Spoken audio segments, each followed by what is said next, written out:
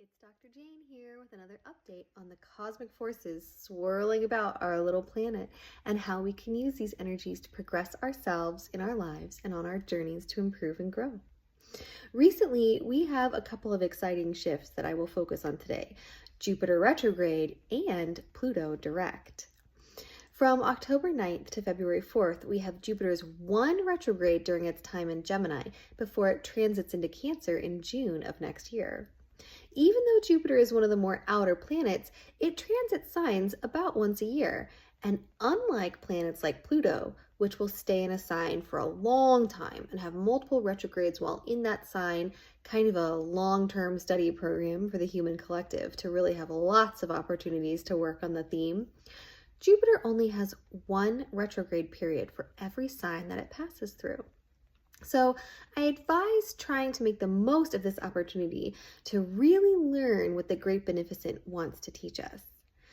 Remember that Jupiter is not only the planet of luck and abundance, but also a planet of spiritual enlightenment and alignment with the divine order.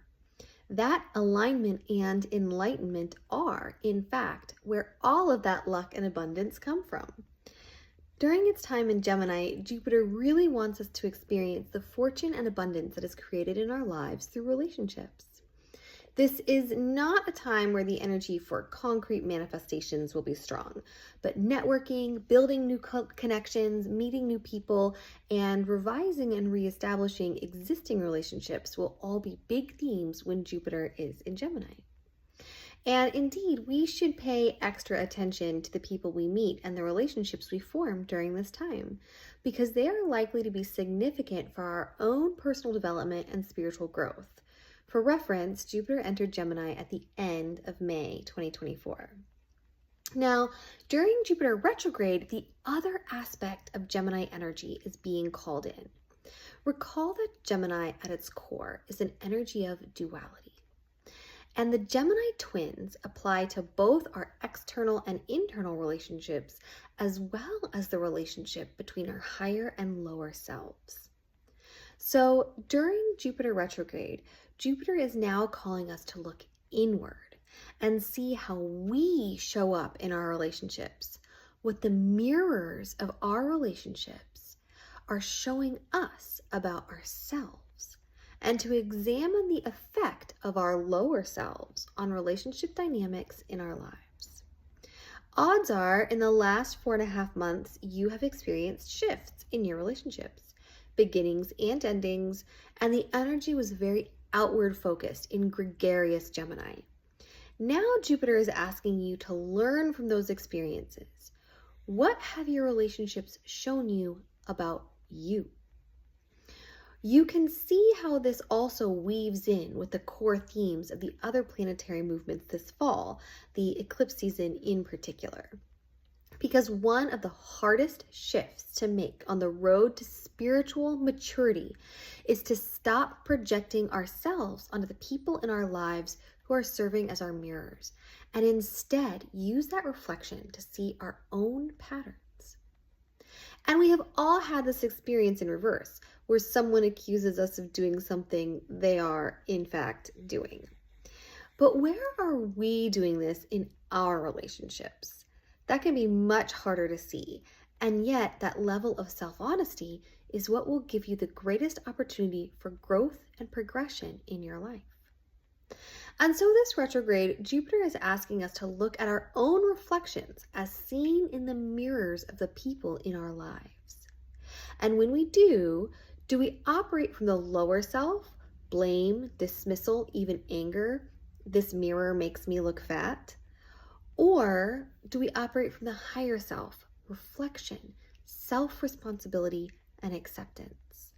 Is our mindset rigid and achievement-oriented, unwilling to incorporate anything that threatens our self-perception? Or is our mindset flexible and growth-oriented, eager to see feedback as an opportunity to improve? And when do we lean more towards one mindset or the other? Because usually there are circumstances where people are more one way and other circumstances where they are able to be the other.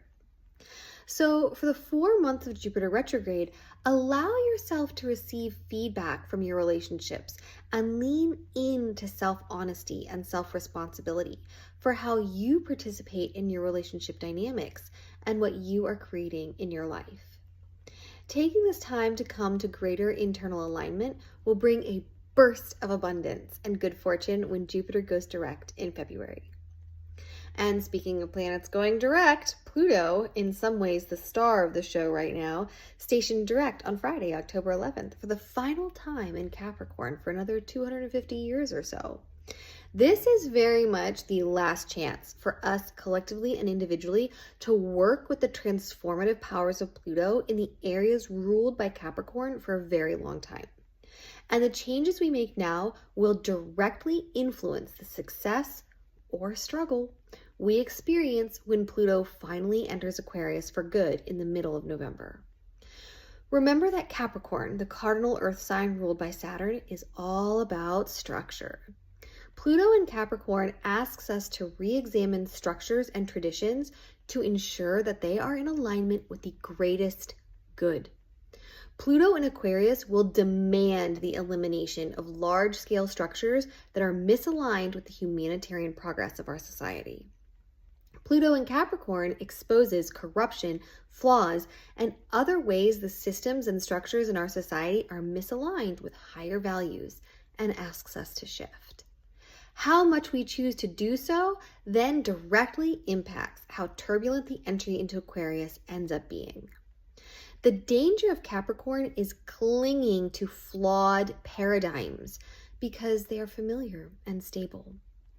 So at this time, we will individually and collectively be offered opportunities to change and move forward or to stagnate and regress. There is no room for inaction. In this final stretch, Pluto reminds us that even if we choose not to decide, we still have made a choice. The planet of death and rebirth reminds us that the only constant is change, but it is up to us whether we fight the inevitable or surrender gracefully to progress. So during this time, watch your own fears. Where do you cling to security over progress? Where do you fear moving forward? What do you resist letting go of? What is your relationship with change? And my advice to all of us is take these chances to change now in our way and on our timeline before Pluto in Aquarius makes it inevitable. As always, if you are wanting a deeper understanding of how the planetary movements are affecting you and showing up in your life, join me for my weekly astrology, where I can help bring clarity to this planetary soup so that you can come into greater alignment and move forward in your life. Hope to see you there.